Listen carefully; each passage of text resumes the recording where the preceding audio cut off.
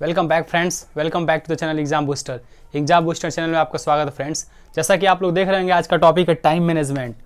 समय का प्रबंधन कैसे करना है। It is very important topic. जहाँ तक मेरा उम्मीद है, मैं पिछले 3 साल पहले मैंने 2 बुक पढ़ा था टाइम मैनेजमेंट को लेके, और मेरे बहुत से कॉन्सेप्ट थे क्लियर हो गए, और मुझे पढ़ने का और चीज़ों को याद रखने का और अपने टारगेट को सेट करने का बहुत चीज़ें हमको समझ में आई।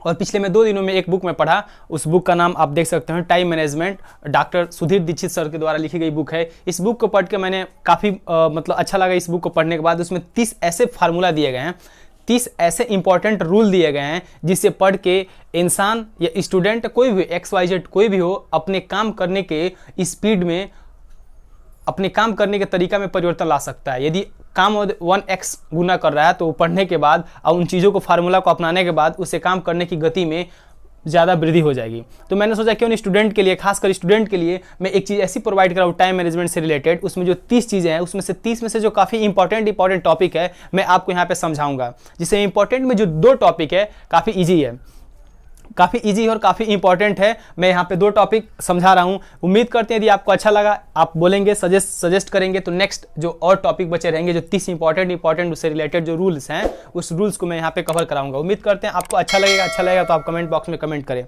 जी हाँ, आते हैं अपने टॉपिक पर। टाइम क्या है? समय धरती का सबसे कीमती, सबसे मूल्यवान चीज़ है।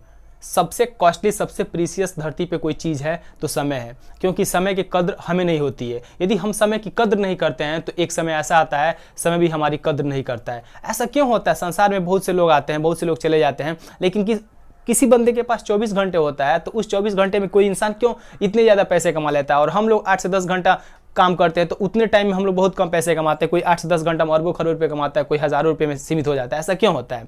कहीं ना कहीं वो इंसान अपने टाइम को मैनेज किया होता है, कहीं ना कहीं इंसान वो टाइम को अपने वैल्यू दिया होता है, तो आज टाइम उसको वैल्यू दे रहा है, और तब जाके आज स्टेटस वाला कोई पीपल, कोई बिजनेसमैन, कोई साइंटिस्ट, कोई IAS, कोई बहुत बड़ा ओहदे पे है। कहीं ना कहीं वो टाइम को फॉलो किया है। यदि हम और आप यदि टाइम को फॉलो नहीं कर रहे हैं, इजीली ले रहे हैं, हर चीज़ को लाइट ले रहे हैं, और एक दिशाहीन तरीके से पढ़ रहे हैं, दिशाहीन तरीके से अपने टारगेट की ओर बढ़ रहे हैं, तो जाहिर सी बात है उस टारगेट को अचीव करने में हमको अधिक से अधिक समय लग सकता है। और उसमें सबसे इंपॉर्टेंट कोई फैक्टर है तो है टाइम।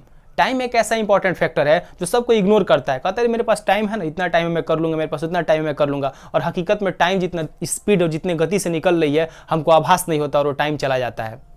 यहाँ पे कुछ 2 टॉपिक में, यहाँ पे 30 टॉपिक में मैं यहाँ पे अभी केवल 2 टॉपिक ही मैं आपको उठाया हूँ। यदि आपको अच्छा लगे तो आप सजेस्ट करेंगे, मैं नेक्स्ट टॉपिक पे वीडियो में बना दूंगा। 2 टॉपिक में क्या है?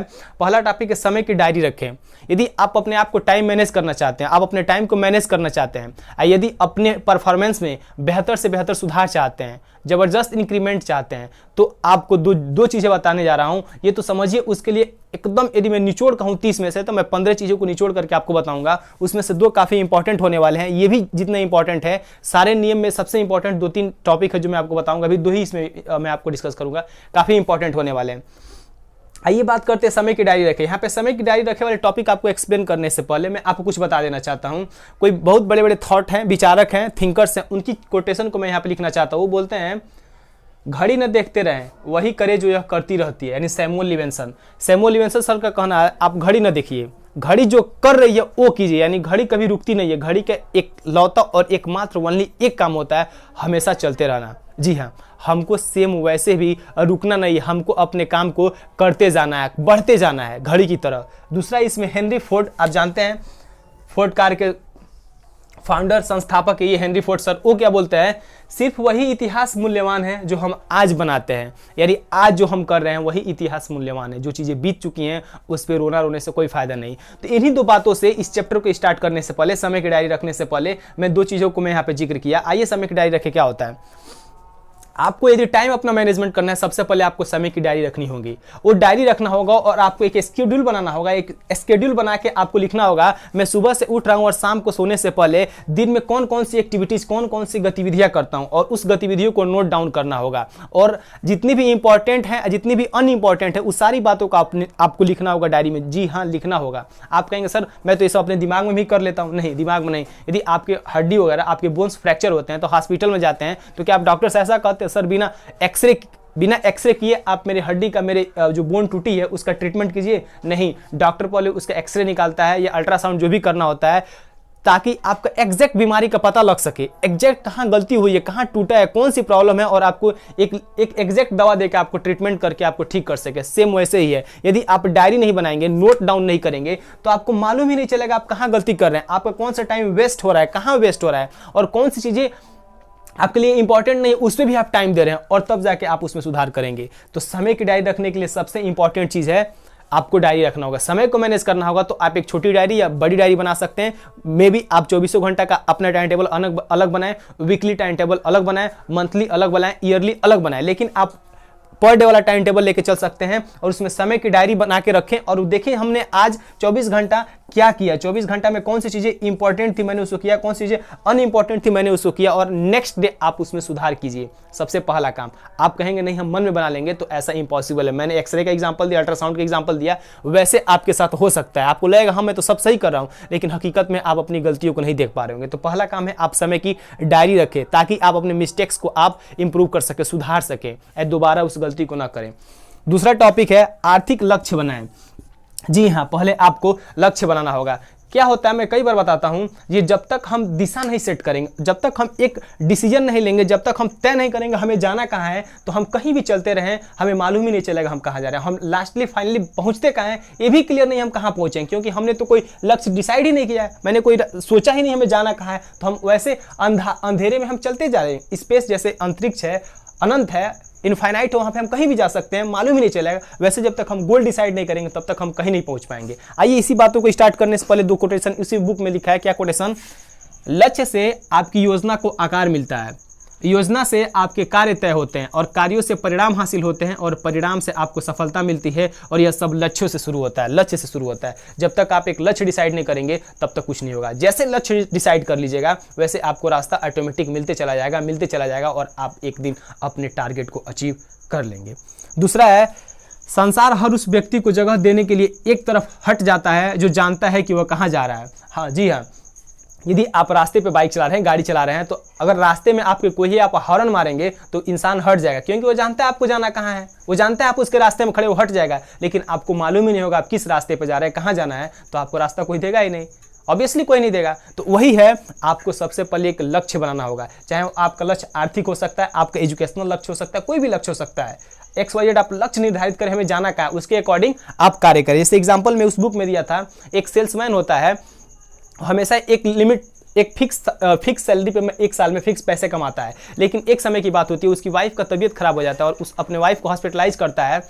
जब तक उसकी वाइफ हॉस्पिटलाइज रहती है तब तक लगभग एक साल वो अपने आमदनी का, अपने सैलरी का जो एक साल में जो कमाता था वो पिछले 6 से 7 महीने में 2 से 3 गुना, जी हाँ, एक साल में जो पिछले साल एक साल में जो कमाया था वो 6 महीने में अपनी सैलरी का 2 से 3 गुना कमाया। ऐसा जानते हैं क्या हुआ?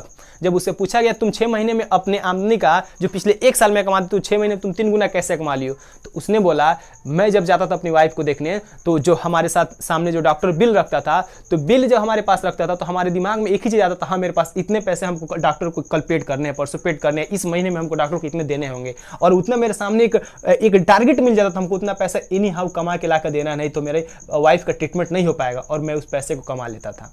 और मैं यकीन मानिए मैं 6 महीने में इतने पैसे कमाया, मैंने अपने प्रीवियस ईयर में इतने पैसे नहीं कमाया।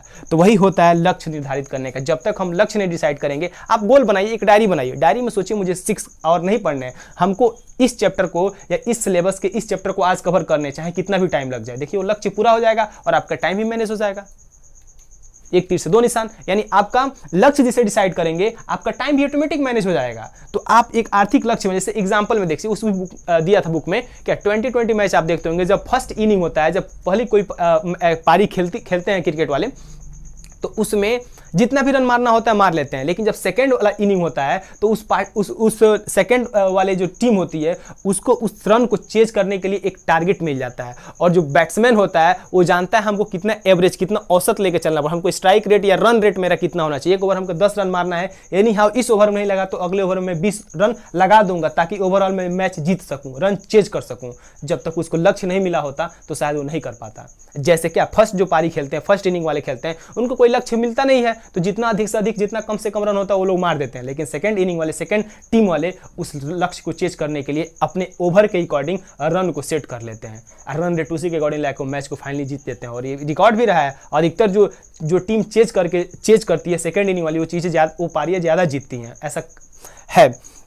ये है आर्थिक लक्ष्य। जब तक आप एक लक्ष्य नहीं बनाएंगे तब तक उस लक्ष्य को आप पा नहीं पाएंगे। पहला काम है आप एक डायरी बनाइए, उस डायरी में अपने टाइम को मैनेज कीजिए। टाइम को लिखिए हमको एक दिन में कौन कौन से काम करने हैं और कैसे कैसे करने हो। आगे वाले वीडियो में यदि आपको अच्छा लगे तो सजेस्ट कीजिएगा, मैं आगे वाले वीडियो में आपको प्रोवाइड कराऊंगा। और सेकंड है अपने लक्ष्य बनाइए। मे भी आपके आर्थिक लक्ष्य हो सकते हैं, इस महीने हमको 20,000 कमाने हैं या 50,000 कमाने हैं, या इस महीने मुझे पॉलिटी के इतने बुक पढ़ लेने, हमें साइंस के इतने चैप्टर कवर कर लेने, हमें इकोनॉमी के इतने चैप्टर कवर कर लेने, हमें फिजिक्स के इतने चैप्टर पढ़ लेने। आपके ऊपर है आपका टारगेट कैसा है, मंथली है, वीकली है, ईयरली है। अब उसके अकॉर्डिंग आप टाइम टेबल बनाएं और अपने डायरी में नोट डाउन करें, हाँ मैंने उस चैप्टर को, उस प्रॉपर बुक को, पर्सनल चीज़ को मैंने पढ़ा कि नहीं पढ़ा।